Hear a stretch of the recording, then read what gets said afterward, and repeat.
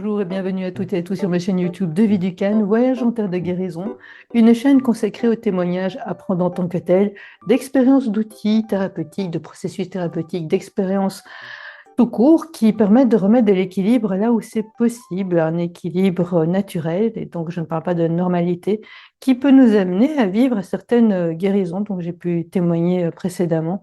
Ce que j'entends par guérison, c'est un retour à un fonctionnement équilibré et équilibrant qui s'avère stable dans le temps lorsque la guérison est terminée. La première chose que je veux faire, c'est avant tout, après ce long moment d'absence, c'est remercier les personnes qui sont restées abonnées à ma chaîne, non pas par oubli, mais par véritable désir d'être tenu au courant de ce qui suit. C'est vrai que j'étais absente très longtemps parce qu'il y a eu beaucoup de lourdeurs à gérer qui me rendaient euh, pas suffisamment présente, en tout cas à mon sens et à mon goût pour transmettre quoi que ce soit. Néanmoins, il y a eu plusieurs podcasts qui ont déjà été faits, mais que je ne posterai pas parce que justement, ce n'était pas, à mon sens, suffisamment satisfaisant et clairement énoncé, dû à une fatigue qui était assez forte à ce moment-là. Mais, il y a eu un échange il y a quelques mois avec la praticienne Anne Closet de la méthode Rosen. Une vidéo avec elle a déjà été faite concernant la méthode Rosen il y a 2 ans, mais je trouvais intéressant de pouvoir discuter avec elle 2 ans après de là où j'en suis dans cette méthode Rosen et de ce qu'elle pouvait en dire aussi de cette méthode Rosen en tant que thérapeute, puisque c'est un apprentissage constant, autant en termes de thérapeute, d'après ce que j'ai pu comprendre, qu'en termes de patiente, d'après ce que j'ai pu vivre. Et comme mes vidéos sont toujours un instantané de là où j'en suis, je trouvais assez intéressant de pouvoir déposer un témoignage sur le cheminement qui avait été parcouru et qui est loin d'être terminé d'ailleurs. Euh, une autre chose, c'est que toutes les vidéos que j'ai précédemment annoncées vont effectivement être réalisées. Ça, c'est sûr et certain. Ce sont vraiment des thèmes qui me tiennent à cœur. Et c'est justement parce qu'ils me tiennent à cœur que je ne veux pas aller trop vite, que je souhaite respecter mon rythme de façon à transmettre, à faire circuler des informations qui puissent être réellement potentiellement utiles pour autrui également. J'aime bien prendre une certaine prise de recul par rapport à certaines choses et quand on prend du recul, ça demande un petit peu de temps. Là, vous allez me dire qu'il y a eu beaucoup de temps, mais voilà.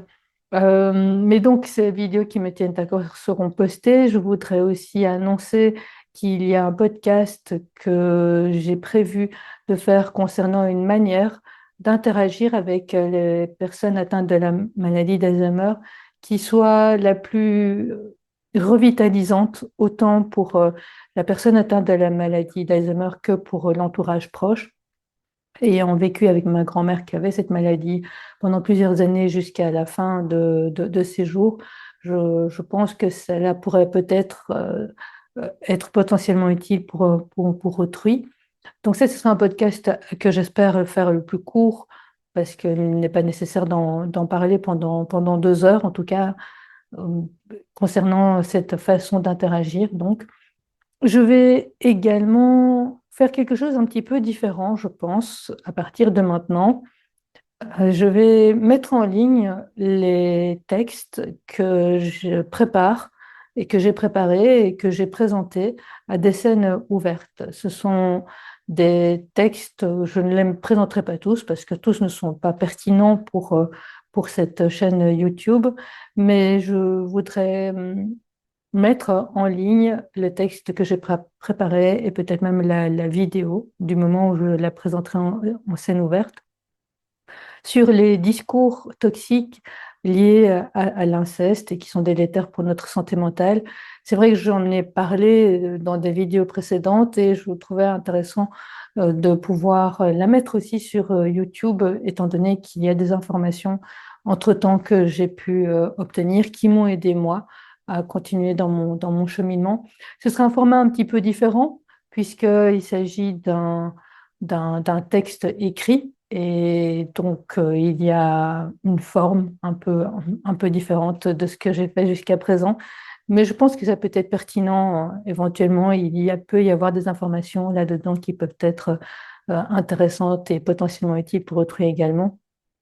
Je vous annonce également que j'ai pour projet, alors j'espère que ma santé me permettra d'aller jusqu'au bout, mais j'ai pour projet de mettre aussi en ligne un texte que je vais préparer pour une conférence gesticulée. Donc, une conférence gesticulée reprend un savoir chaud et un savoir froid, c'est-à-dire une expérience de vie et des ressources théoriques, scientifiques sur un thème précis, sur le thème de la conférence gesticulée. Ici, le thème de ma conférence gesticulée, je n'ai pas encore le titre exact en tête, mais cela concernera toutes les croyances que l'on peut avoir concernant les personnes atteintes de maladies rares qui sont invisibles, des croyances que l'on peut avoir sur soi-même en tant que personne atteinte d'une maladie rare ou des croyances que les autres ont, les personnes qui sont en bonne santé ou qui n'ont pas ce type de maladie-là en tout cas. Non, c'est plutôt en général les personnes en bonne santé. Voilà, j'aborderai cet aspect-là, ce thème. En tout cas, j'aimerais, à travers des ressources, des concepts, des théories, des découvertes en psychologie sociale, en psychologie tout court, et beaucoup plus scientifique également. Donc ça, c'est en cours et c'est l'idée que j'ai là actuellement. Ça va pas se faire dans les 2 mois parce que ça me demande beaucoup de temps, encore une fois, pour documenter les choses, mais je pense que ça peut être potentiellement utile pour autrui aussi. Donc ça a toute sa place et sur une scène ouverte et ici sur ma chaîne YouTube. Voilà, je vais en rester là pour ce podcast de retour, presque retour sur ma chaîne YouTube. Euh, le rythme, comme je l'ai précisé et évoqué en tout cas tout à l'heure, dépend toujours de ce que j'ai à gérer moi au quotidien et pas uniquement au niveau de la santé, mais quand même principalement au niveau de la santé. Quoi qu'il en soit, je vous souhaite le meilleur. Prenez bien soin de vous également, en tenant compte des autres aussi. Et encore merci de m'avoir écouté. À bientôt. Au revoir.